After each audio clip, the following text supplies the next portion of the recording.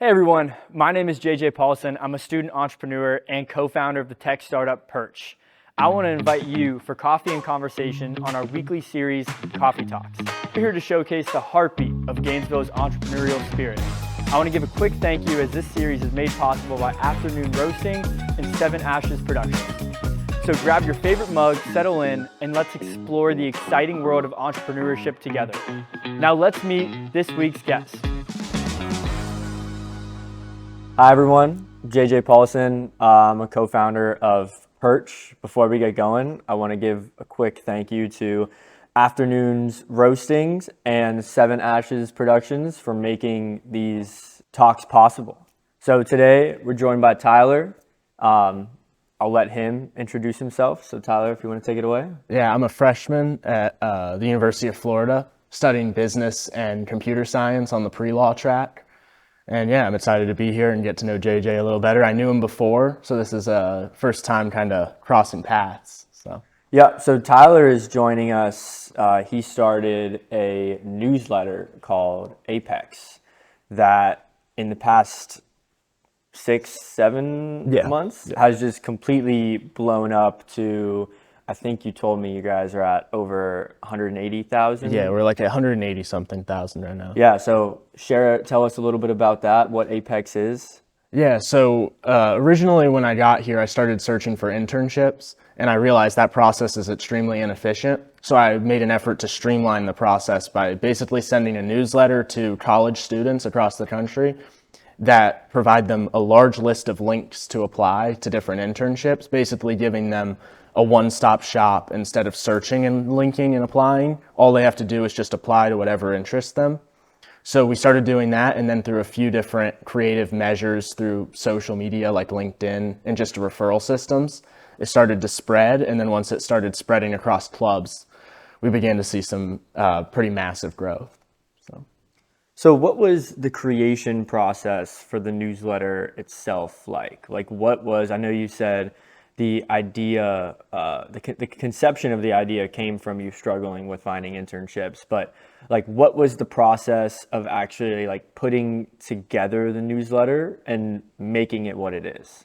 Yeah, so we really just prioritized the content quality, made sure that the writing was as crisp as we could make it, and then just trying to make it as organized as possible with the most private internships, because anybody can look up on LinkedIn Sales Navigator and find companies that are hiring.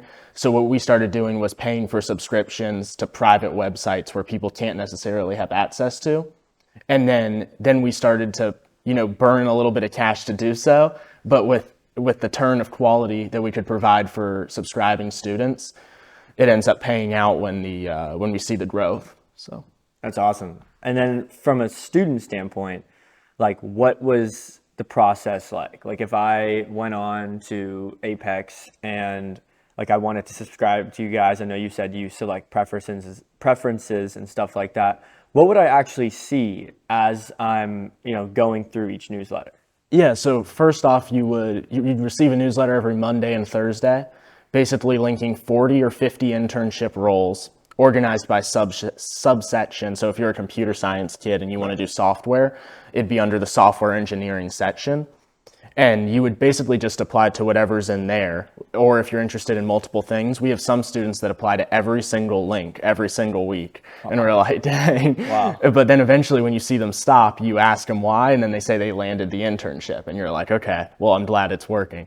So really you would see just a large link of internships with in-depth job descriptions sorted by whatever paid price. Since we only do paid internships, we don't necessarily want to push free internships for students just because financials are obviously a concern for a lot of students.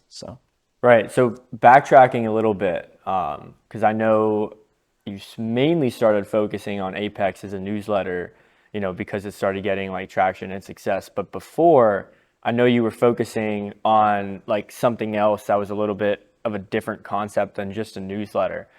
Why don't you share like a little bit about that and then why you guys ultimately pivoted to exclusively just a newsletter? Yeah. So originally what we actually did under the same name and everything, same idea, but we were basically reaching out to startups that we knew personally and then asking if they wanted interns. So they would pay us basically a commission for every intern that we could match with them that they end up hiring. So that's how we began building up the network of students. And we had all of those emails. And then we originally sent an email gauging interest, and they were like, I'd rather just get in basically a newsletter email with that information. So we realized it was kind of a exhausting process reaching out manually to a bunch of startups. Eventually you run out of Apollo emails. Yeah. So then we just kind of shifted a little bit and realized that there were more monetary opportunities, or like abilities to monetize the newsletter as compared to like manual effort matching students with the startups. Right. And I mean, in terms of just like growth and scale, it's much easier to to keep a newsletter going and grow a newsletter than creating specific relationships with all of these startups and then having to create relationships with the students to know, what's a good fit. Yeah, for sure. So going into the newsletter, I know that obviously for students, it was, definitely a heavily coveted thing where they were wanting to see all of the startups and the internships available. But just out of curiosity, did you find that startups were also equally as interested in having like access sort of to a new talent pool, or were startups more on board just because, it didn't really hurt them to have more applicants? Yeah, so I would say a little bit of both. Okay. Some of them seemed extremely interested. If they had previously raised VC money, they were very interested because they didn't necessarily mind taking a gamble on $1,000 to get an intern. The ones that were bootstrapped seemed to be a little more cautious. Right. But generally they were very interested because we were basically providing them pre-filtered students from different universities organized by university. So a lot of them only wanted in-person interns. So if you were a Silicon Valley based startup, they wanted all Stanford or something like that. So we can provide them, say, 10,000 Stanford students that are all software in a matter of minutes. And then we can just get them basically 500 applicants if we were to send that email to them.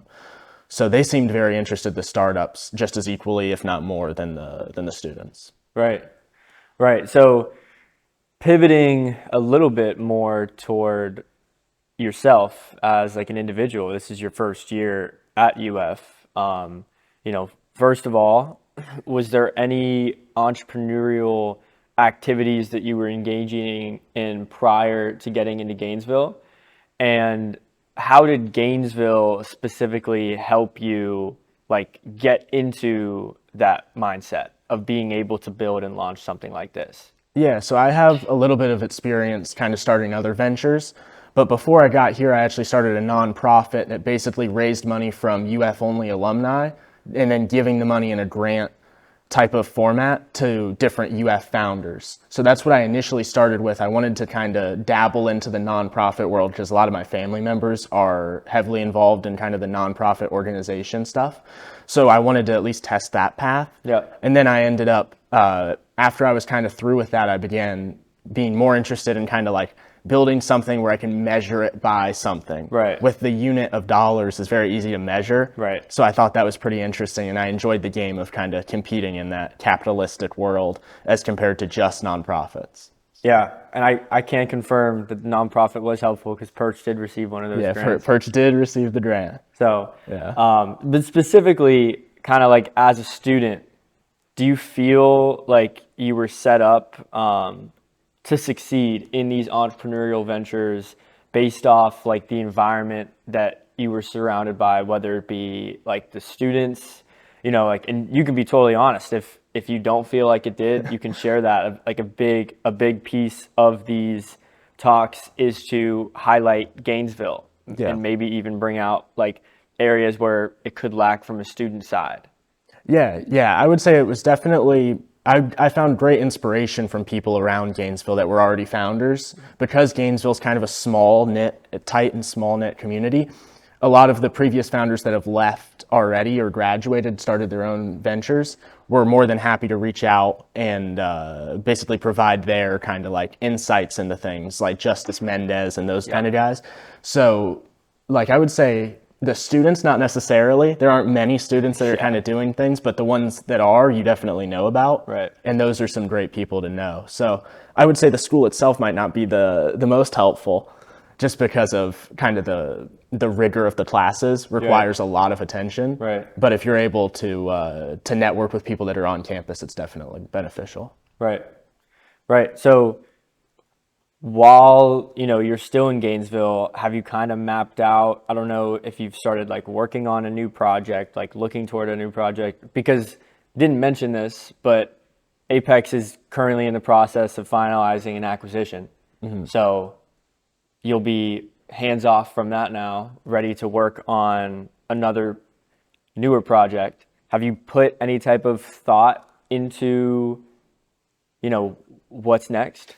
A little bit. I'm trying to obviously stay focused and keep the growth going, just to make sure everything kind of pans out the way I want it to. But I'm kind of more testing what interests me right now. So, I mean, I was barbecuing the other day. It crossed my mind I could do something in barbecues. Right. So really it's going to come down to whatever kind of piques my interest, just because that's kind of how I navigate everything. Right.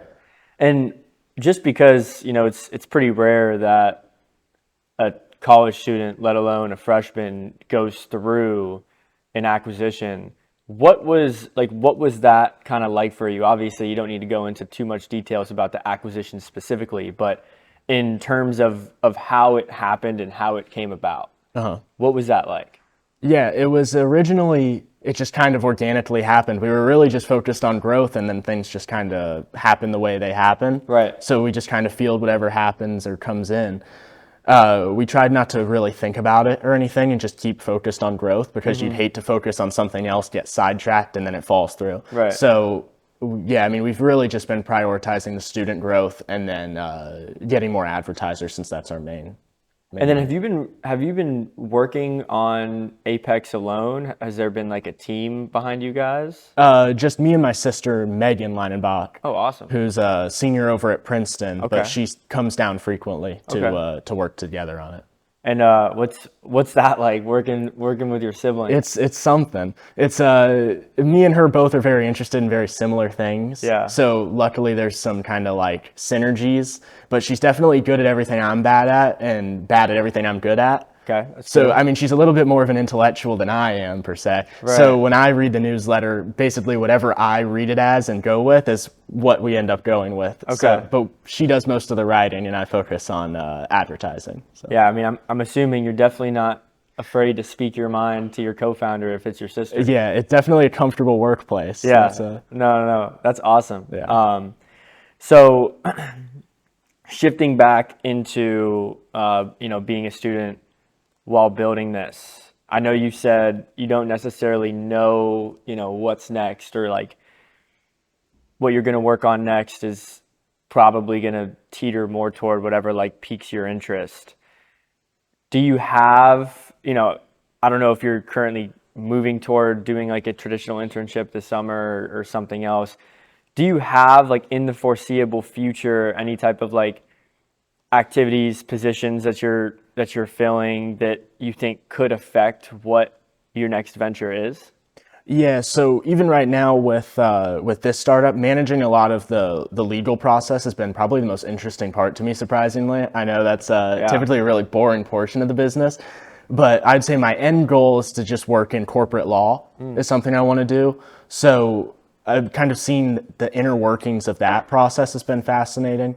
So I'll probably apply those things along with just the creativity portion. I like to kind of just do whatever interests me, and I find that typically leads me in the right direction. So I'll try to keep that and apply it to wherever I go next. I will probably just take a traditional internship over this summer, Right. but I'm kind of deciding what I'm going to end up going with. So Right. And, to kind of wrap things up for students that are coming to Gainesville right now, obviously you've proven that you don't need to be here for 4 years to get anything done. You don't need to have a college degree to be able to build something that, other people have interest in. Like what's some pieces of advice that you would give people that are maybe just entering the ecosystem or just stepping on to a college campus for the first time? Like, what's some pieces of advice you would give them in order to take those steps in the right direction to set themselves up to accomplish things? Yeah, I would say definitely connect with people with similar interests. I think even just starting on LinkedIn like I did before I even got in Gainesville, I was still at home with my parents going on LinkedIn at first. And you see kind of what people are building. So you're like, oh, that's pretty interesting. And then you see things and it just begins that creative spark of kind of what you might be able to build. And then just pay attention to your surroundings. So if you see something that's a minor inconvenience or a major inconvenience, I would suggest trying to figure out what you could do to solve that for yourself. And if you can scale that, then you're in. Awesome. Then we'll wrap it up. Again, Tyler, thanks so much for joining thanks us. for That was a having lot me. of fun. And, we'll be back again next week. Sweet.